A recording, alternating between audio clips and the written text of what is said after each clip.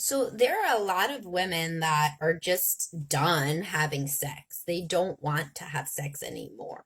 And this used to be something that happened a lot, like women get to perimenopause or menopause and they just don't want to have sex anymore. It used to be more condoned implicitly, didn't have to be explicit, that at that point a man could get his sexual needs met outside the marriage. That's no longer something that is approved of in our society. So that puts people in a little bit of a pickle because on one hand, of course, if a person does not want to have sex anymore, and that is something they don't have any use for and don't want to do it and feel uncomfortable and their body has changed and their brain has changed, well, then don't do it. But then also, I mean, it isn't fair to expect the other person also to never have sex again. That's just as bad, obviously. That's making them do something bodily against their will. That's called celibacy. So nobody should have sex against their will, but also nobody should be celibate against their will.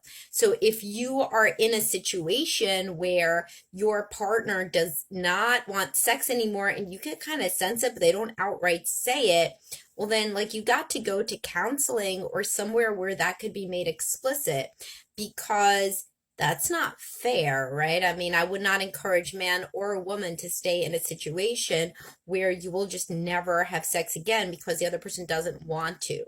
It's just as though that person would say, you can't force me to do something I don't want to do. It's my body.